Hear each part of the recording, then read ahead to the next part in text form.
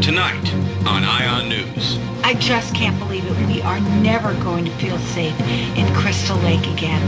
I think it's pretty easy. It was drugs, I tell you. It's a shame. Kids and drugs. I'd bet my last dollar on it. More bodies have been found literally strewn across the 5-square-mile campground, leaving officials and residents stunned in the wake of what will forever be known as the Crystal Lake Massacre.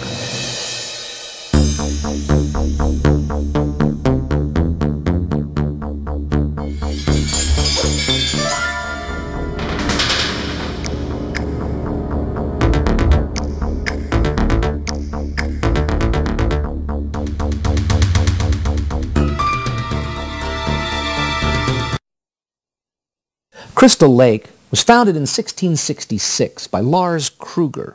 For almost 100 years, we were known for our All Hallows Eve festival, which we shared with our neighbors in Haddonfield. In the summers, when the corn was high, the children would play along the fields that grew out by Old Craven Road. But these are not the things that Crystal Lake is remembered for. Yeah, I grew up here in Crystal Lake. This town wouldn't even be on the map if it wasn't for what happened at that summer camp. Crystal Lake has the highest murder rate per capita in the US of A. Maybe even the world. Higher than Detroit. Over 300 homicides since the 1980s. That's when things got really bad. Didn't it all start with some kid drowning in the lake or something? No one really knows what happened to him. You know, they say that he went and started living in the woods like a Bigfoot or a Sasquatch or a Yeti or a bear, you know, something like that. Most folks around here, well, there's one name in particular you don't want to mention if you know what's good for you. Josh? Damn, hold on. You know, you guys want to dig up bad memories for everybody. They don't want to fucking relive this shit. Johnny, Ian. Why are you so afraid to answer questions? You know what? Get the fuck out of here. Jason! That's it, Jason, dude. We got tourists coming from all over the world looking for this Jason. We got rednecks with rifles organizing their weekend Jason hunting trips. Got a constant problem with kids. They're trespassing on the condemned campgrounds. The campground is pretty cool. I love going there. It's pretty dark and it's kind of scary, but I don't really believe anyone was killed there or anything. Weirdest thing we got is a freaking cult of Jason worshippers. They pray to the guy. We are the Voorhees 5. We know the truth. We have the power to resurrect Jason Voorhees. This isn't the final chapter. This is a new beginning. Jason lives. I'm here to tell you, we're not going to stand for that kind of weirdness around here. I think that I have definitively proven in my book that every murder that has occurred at Crystal Lake has been the act of a copycat killer, several copycat killers, all of whom have adopted the Jason persona to cover their tracks. Now there are some so-called experts out there who shall remain nameless, Clifford Blair, and they would have you believe that the murders at Camp Blood after '79 were all committed by copycats. Copycats. If that's the case, how do you explain the indestructible killer? Explain the eyewitness sightings. Explain the physical evidence left at the camp. We have a website that I created on my spare time from the copy mat, www.crystalllakecoverup.net. We had 50 visitors last month. We are getting our message out there. Ban that guy. You can't hide the truth. It's like the worm in the apple. It finds its way out. Yeah, you know, I've seen Jason, you know. I saw him out in the yard, and at first I saw this, he was really tall, you know, really tall, broad shoulders. I saw him from the back, and I got real excited because I thought it was my ex-boyfriend Rex who'd come to surprise me and let me know he got out of prison early, but he turned around and it was not, you know, it's too bad because he's a very tall man. Here's what we do know about Jason Voorhees.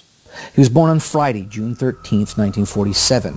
On his birth certificate, his father's listed as Elias Voorhees, but we don't know much about him.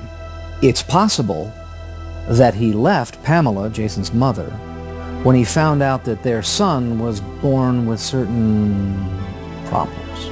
In today's medical terms, Jason's birth defects might have been diagnosed as a form of Proteus syndrome or possibly even neurofibromatosis. Both are childhood congenital disorders that cause atypical bone development and grotesque tumors along the face and body. Jason could have been misdiagnosed with hydrocephalus or even a parasitic condition which was thought to have affected John Merrick, who is better known as the Elephant Man.